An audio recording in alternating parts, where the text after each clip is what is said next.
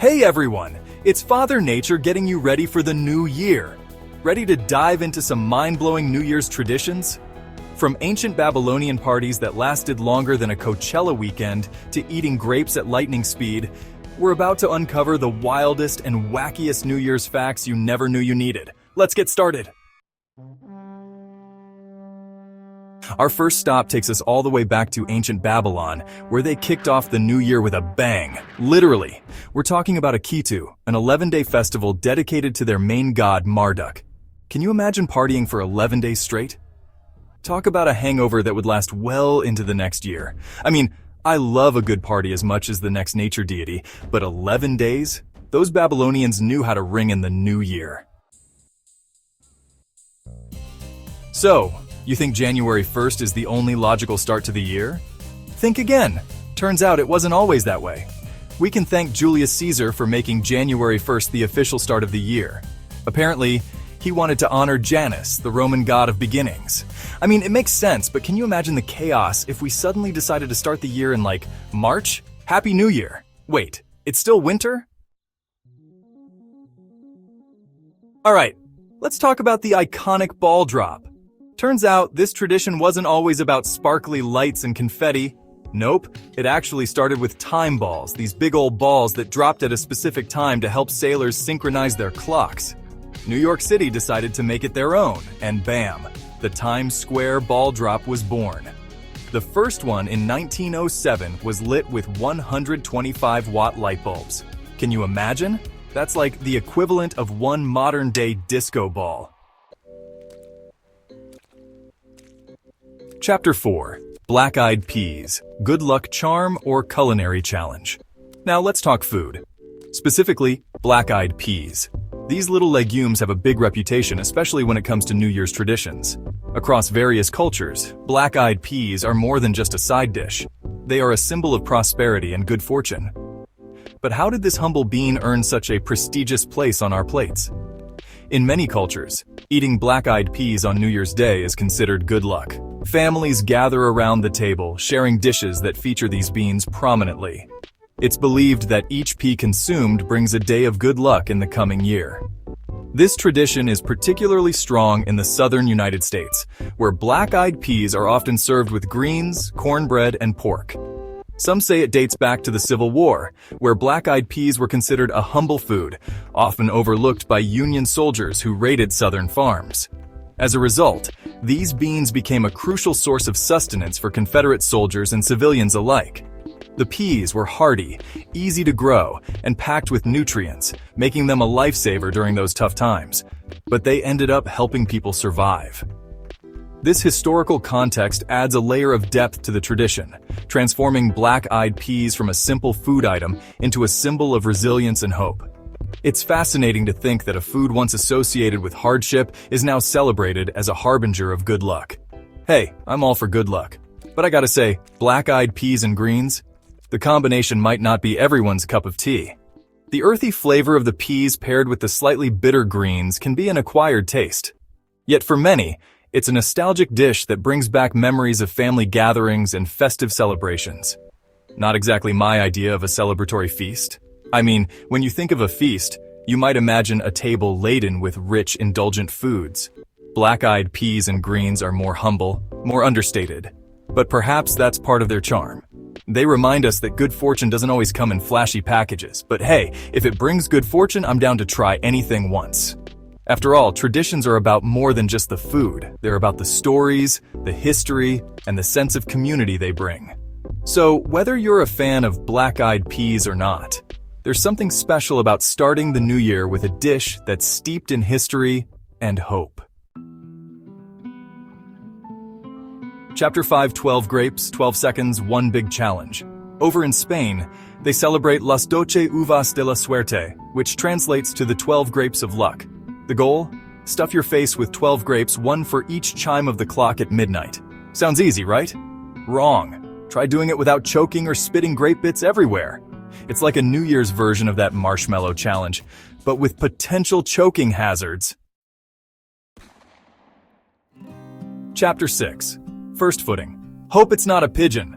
Hold on to your kilts, because we're headed to Scotland for Hogmanay. This is one of the most exciting and unique New Year's Eve celebrations in the world. The Scots really know how to throw a party with fireworks, music, and dancing that can last all night long. But there's more to Hogmanay than just revelry. They've got this tradition called first footing, where the first person to cross your threshold after midnight brings good luck. It's a custom steeped in history and superstition, and it's taken very seriously.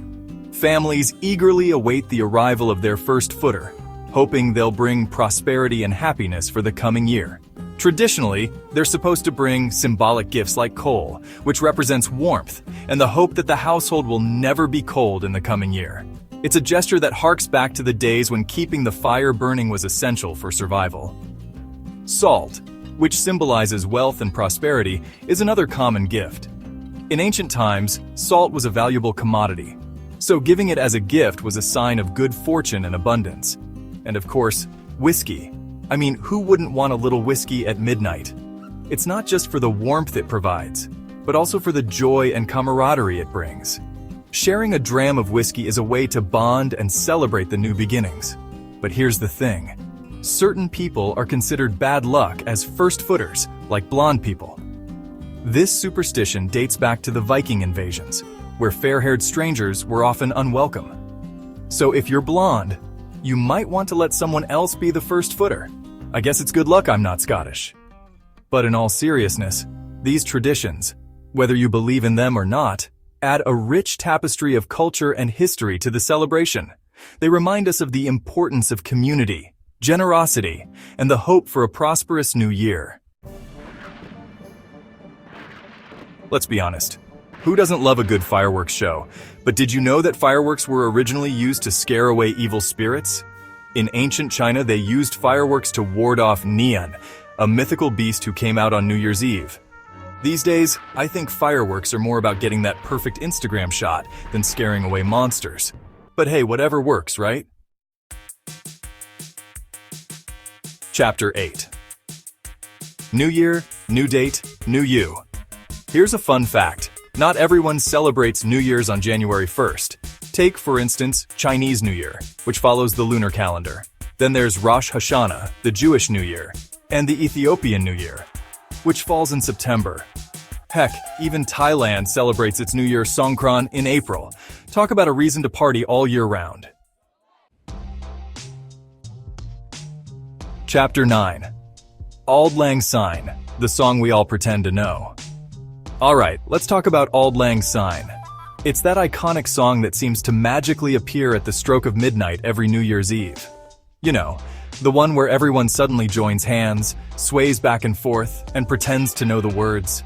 It's a moment filled with nostalgia and a sense of unity, even if most of us are just mumbling through the verses. You know, that song that plays at midnight and everyone pretends to know the words to? It's almost like a universal tradition. A shared experience that transcends borders and cultures. But have you ever wondered where it actually comes from? Turns out, it's a Scottish poem written by Robert Burns way back in the 1700s. The poem, which translates to Old Long Since or Days Gone By, is all about reminiscing and cherishing old friendships. It's a beautiful sentiment, really, and it's no wonder it has stood the test of time. But it was actually a Canadian bandleader, Guy Lombardo, who made it a New Year's Eve staple. His rendition of Auld Lang Syne, performed with his band, the Royal Canadians, was broadcast on radio and later on television, cementing its place in New Year's Eve celebrations across North America. I guess some traditions just stick around, even if we don't fully understand them. Kind of like fruitcake. It's one of those things that just appears every year, and while not everyone loves it, it's undeniably part of the holiday season. So next time you hear Auld Lang Syne, take a moment to appreciate its history and the way it brings people together, even if just for a few fleeting minutes. Chapter 10. That's a lot of fireworks. And finally, let's end with a bang. A really, really big bang. The record for the largest fireworks display ever goes to Bocao, Philippines. We're talking over 800,000 fireworks launched in 1 hour. Can you imagine the noise, the light, the sheer awe? I bet every dog within a 10-mile radius was hiding under the bed. Outrow Happy New Year! That's a wrap on our whirlwind tour of amazing New Year's facts. From ancient Babylonian bashes to grape-eating contests, we've covered it all. Remember, whether you're ringing in the new year with black-eyed peas, fireworks, or just a good old-fashioned countdown, make it memorable. Thanks for watching. Don't forget to like, subscribe, and hit that notification bell for more fun facts and laughs. Happy New Year, everyone!